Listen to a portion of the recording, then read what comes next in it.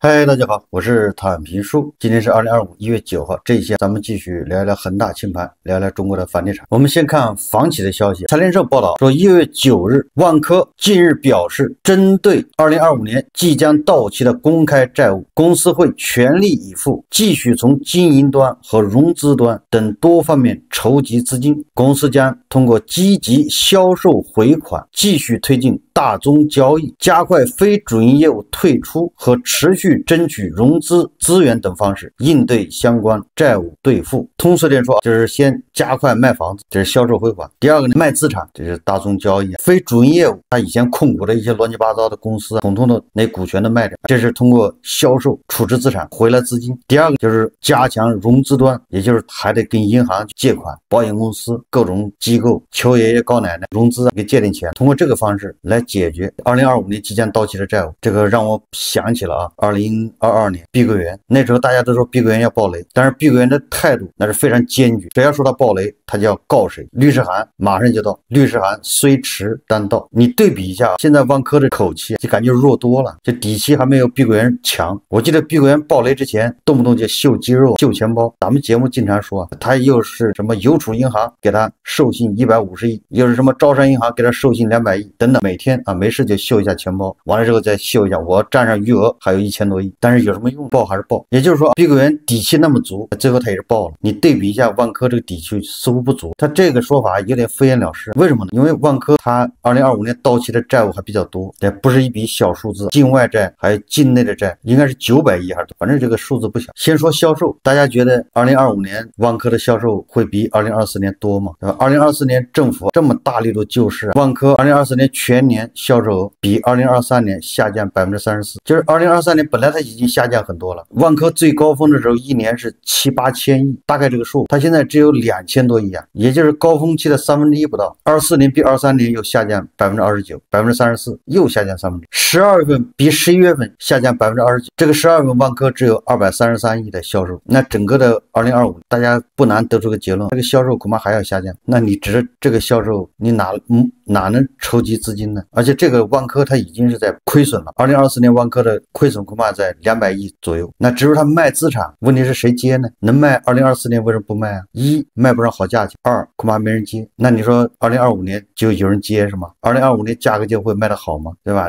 那边万达那可是好几百个万达广场要卖，没有接盘的人，你想变现都变不了。只是融资这个，做过融资的人都懂，就这个时候谁还敢给你借钱？不是拿枪逼着，是谁敢给他借钱？想法是好的，这个时候还跟人借钱，金融机构都是晴天送伞，下雨天收伞。你不要钱的时候，人家天天找你，给你公关，请你喝酒，送礼，就想让你贷点款，因为你信誉好，你有钱，你贷了款肯定能还。所以你越不缺钱，金融机构越找你，想方设法的找关系啊，托人要跟你认识，最好能从那贷10个亿。一旦你这个信誉不行了，一看很危险了，有可能还不起钱，那金融机构不仅不会给你贷款，反而他还要抽贷，他还要把他贷的钱要拿回来，他还有授信的额度他不给你，本来答应好了借给你10个亿，已经放了6个亿了，剩下4个亿他不给了，不仅不给，让你把那6个亿赶紧还回来。金融机构它本质上就这样，人家也要扛风险，人家也是终身负责制，那钱借给你了回不来，那麻烦了。所以说你说万科在这种情况下，他说他要争取融资资源，那只能是多烧香拜佛，白马寺、灵隐寺、少林寺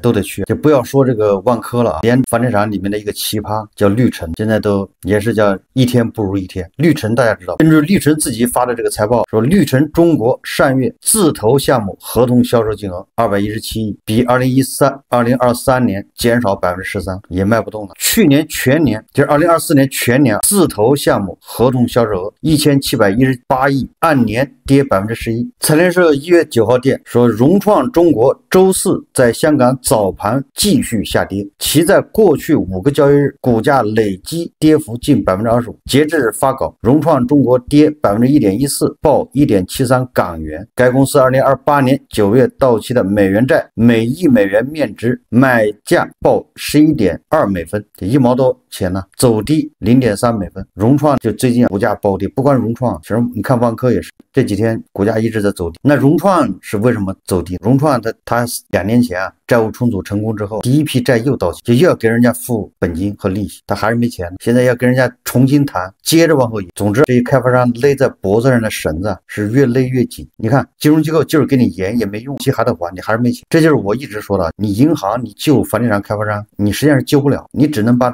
它往后延，他终究是要还这个钱的。那他怎么还？他唯一能做的就是把那个土地开发成房子，把房子卖掉，而且还得保证他卖的价格不能太便宜，也就是说他不能赔钱，这样他才有可能把这债慢慢的还掉。那现在最重要的一个环节就是韭菜他买不起，房子卖不掉，那你说你还怎么救他？救不了。这就是说为什么这些房企排着队一个一个的暴雷。说来说去就是韭菜他买不起房，不光是这个万科啊、融创啊、碧桂园这些企业，实际上2025年房企都面临着较高的债务压力。科尔瑞发布的数据啊，2025年债务到期规模甚至要高于2024年，达到5257亿，其中2025年第3季度为偿债高峰，到期规模约1574亿元。科尔瑞说啊，在市场销售持续低迷背景下，房企2025年债务压力仍然较大，这么高的债务是压垮这个应收账款最后一根稻草。也就是说，恒大暴雷、碧桂园暴雷、融创暴雷，这个社会这个叫容忍度、忍耐度给它消化吸收了，到现在还没有出现什么问题。也就是那些下面的供应商自己扛着，供应商的下面供应商也扛着，有人过不下去了，有破产的，对吧？有重组的，但是好像还没有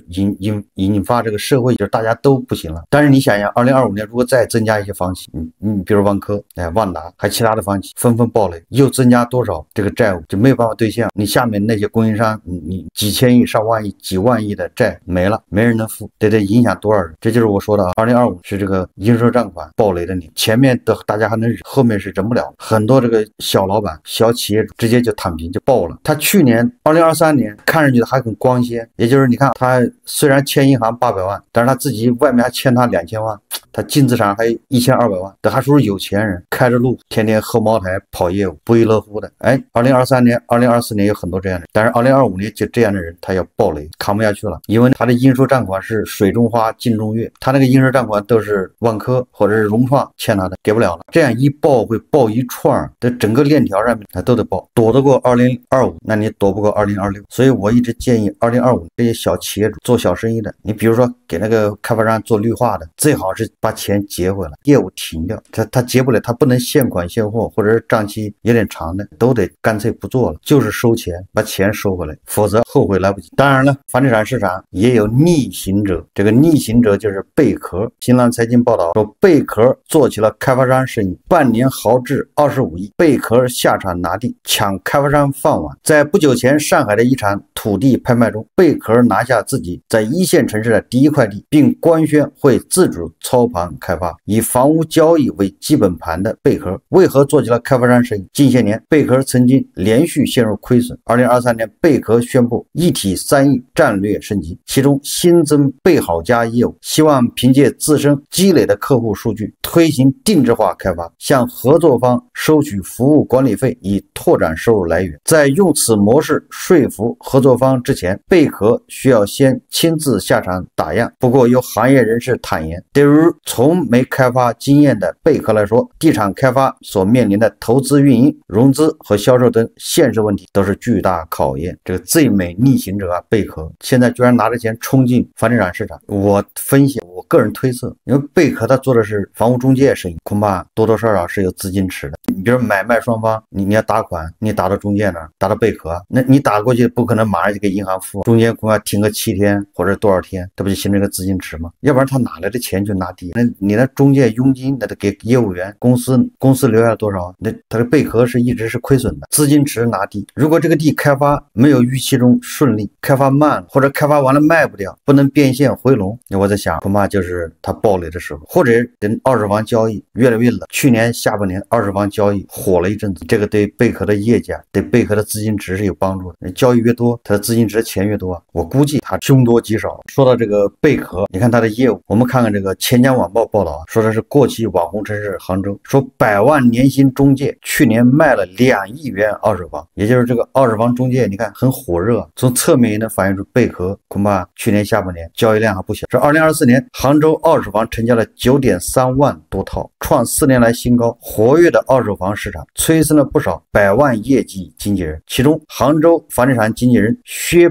康辉个人业绩超过300万元，成为业界传奇。2013年，薛康辉入职，刚入职的前4个月没开一单，身上仅有2万元积蓄花完了。有段时间每天仅靠一个包子度日。你看，这又是个励志故事，对吧？房产中介小哥如何，对吧？从一天一个包子翻身到年收入300万。他说，单在第5个月，薛康辉开单了，并且一口气成交了5套房源。之后的路，薛康辉走得很顺畅。从2016年开始，他就一直保持着门店和区域的销冠。2016年，薛康辉个人的全年成交量超过了70单，也是迄今为止最高纪录。那一个月将近6单呢，那就相当于一个星期至少1单，有的时候一个星期2单。2024年，薛康辉全年成交了41单，所有成交房源总价都在500万元以上，其中还有10几套房源的成交总价在1000万元以上。最终，薛康辉个人业绩超过300万元。真诚是许多客户对薛康辉的第一评价，从不逼单，情绪稳定，总是能够站在客户的角度考虑问题，借助公司和同事间的合作，快速帮客户解决实际困难，从而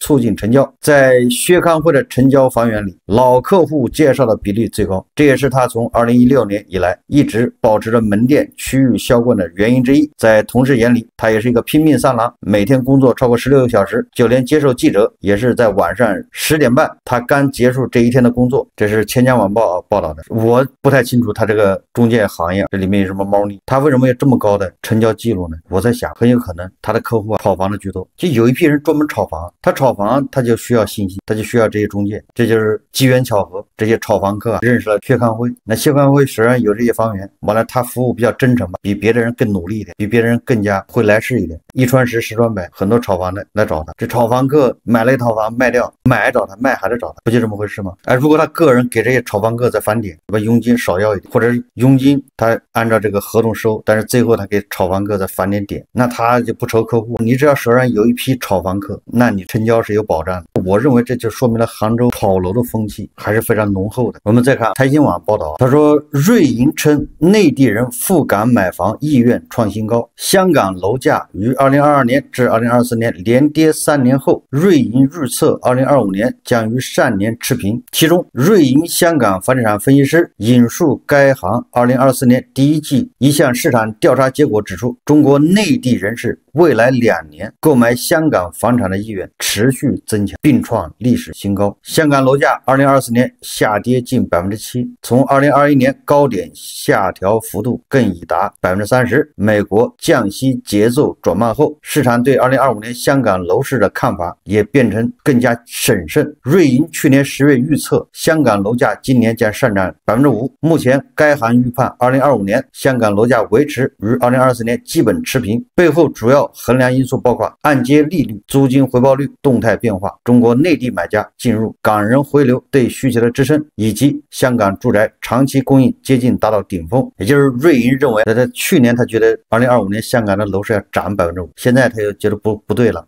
它不涨了，跟2024年一样，那不就是瑞银调低了香港楼市的这个预测吗？本来要涨 5%， 现在说不涨了。最近我们已经看到了媒体还中介慢慢的已经从去年11月、12月那种极度的狂欢，什么日光盘，什么这个二手房成交、新房成交屡创新高等等，从那种狂欢的气氛中已经慢慢的冷静下来了，不再吹了。为什么呢？你看现在是各个地方又出台新的优惠措施。你看，首先是说河北石家庄延长购房补贴时限，如果旧楼市达到预期了，他为什么还要延长时限？说明还没达到预期，所以把购房补贴时限给它还延长，再延长半年。海峡都市报报道说，福州一地限时发放购房补贴，最高9万元。说近日记者从福清市相关部门获悉，为支持福清市房地产市场平稳健康发展，实现房地产开门红、开门稳目标，福清市投入6000万元，实行购房限时补贴政策，补贴对象为福清购买一手商品房自然人，最高补贴9万的也不少。2025年旧楼市干货就是地方政府出钱，对吧？发购房券、购房补贴，没有别的招了，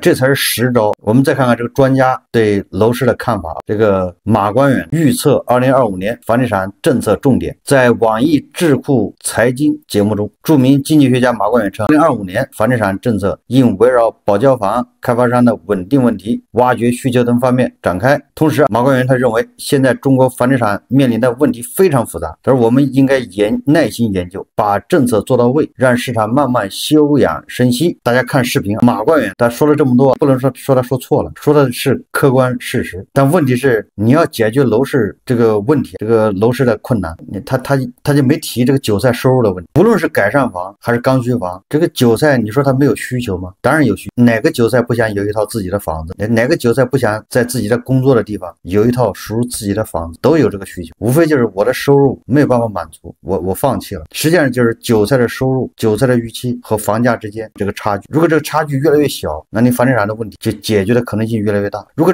这个差距越来越大，你怎么可能解决得了？你的房价没怎么跌，但是韭菜的收入一直在下降，韭菜找不到工作，你想把房子给卖掉，你想让韭菜去接房，你怎么可能？你怎么解决啊？都是汪然，都是水中花镜中月，都是瞎子点灯白费蜡。你无论前面什么眼花缭乱的什么这个招那个招，这个政策那个政策，这个措施那个措施，去年全年出台780个政策，有用吗？你所有的政策都没能解决韭菜预期，没能解决韭菜收入和房价之间的差距。如果你房价不跌也行，你维持现在的价格，但是韭菜的收入是每年50%在增长，你看他买不买？那需求马上就出来了。什么中国的房子过剩，那都是扯淡了。你只要收入涨上去了啊，中国房子它就不过剩。买了100平的，他想买200平，在北京买房的，他还想跑到杭州买到房，还想跑到三亚买到，这人不都是这样吗？只要你的这个收入能跟得上，你的欲望是无止境的。你问题是现在欲望有，但是你的收入跟不上，满足不了，所以还得想着怎么样提高韭菜的收入。提高韭菜的收入，如果你还想着是通过做大蛋糕来给韭菜提高收入，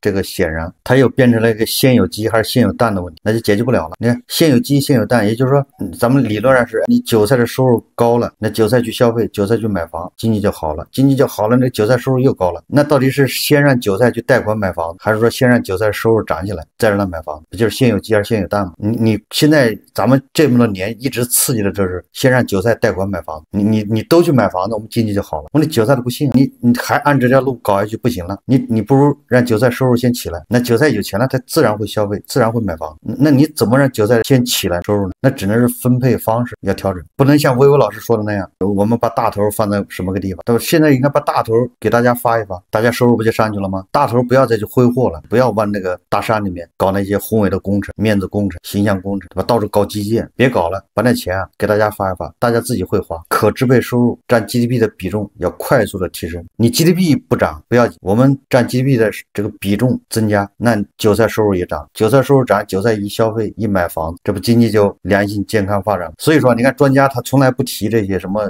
韭菜收入的事情，老提那个房地产政策，有什么用呢？你政策搞再多，实际上房地产哪有那么复杂，一点都我想